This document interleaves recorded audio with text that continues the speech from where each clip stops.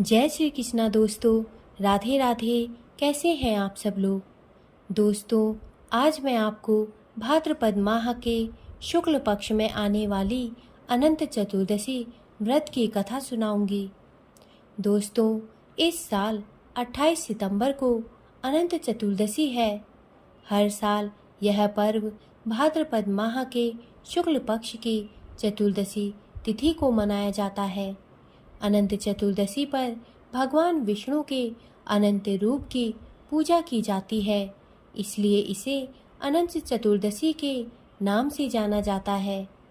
इस व्रत को करने से भगवान विष्णु की कृपा प्राप्त होती है और जीवन की सभी समस्याओं का अंत होता है।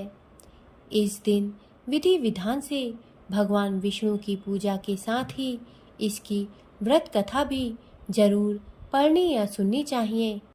दोस्तों, अनंत चतुर्दशी व्रत की कथा इस प्रकार है। पौराणिक ग्रंथों के अनुसार प्राचीन समय में सुमंत नाम के एक ऋषि हुआ करते थे और उनकी पत्नी का नाम दीक्षा था। कुछ समय के पश्चात दीक्षा ने एक सुंदर कन्या को जन्म दिया जिसका नाम सुशीला रखा गया। लेकिन कुछ ही समय के पश्चात सुशीला के सिर से माँ का साया उठ गया। अब ऋषि को बच्चे के लालन पालन की चिंता होने लगी तो उन्होंने दूसरा विवाह करने का निर्णय लिया। उनकी दूसरी पत्नी और सुशीला की सौतेली माँ का नाम कर्कशा था। वह अपने नाम की तरह ही स्वभाव से भी कर्कश थी। जैसे तैसे प्रभु कृपा से सुशीला बड़ी होने लगी और वह दिन भी आ गया जब ऋषि सुमंत को उसके विवाह की चिंता सताने लगी। काफी प्रयासों के पश्चात कौंडिन्य ऋषि से सुशीला का विवाह संपन्न हुआ, लेकिन यहाँ भी सुशीला को दरिद्रता का ही सामना करना पड़ा। उन्हें जंगलों में भटकना पड़ रहा था।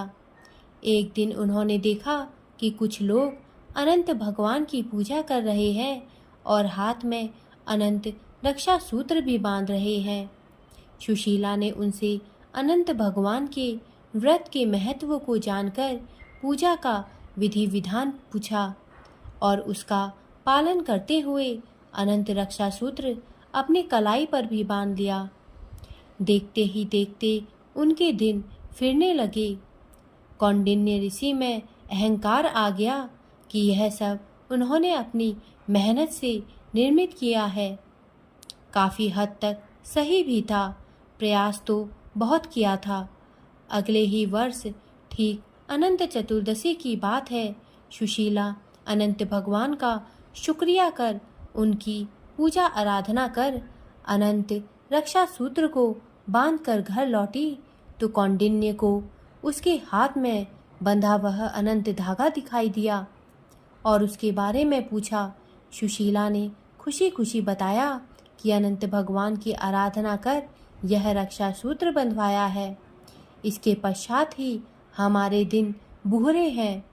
इस पर कौंडिन्य खुद को अपमानित महसूस करने लगे कि उनकी मेहनत का श्रेय सुशीला अपनी पूजा को दे रही है। उन्होंने उस धागे को उतरवा दिया। इससे अनंत भगवान रुष्ट हो गए और देखते ही देखते कौंडिन्य अर्श से फर्श पर आ गिरे। तब एक विद्वान ऋषि ने उन्हें उनके किए का एहसास करवाया और कौंडिन्य को अपने कृत्य का पश्चाताप करने को कहा।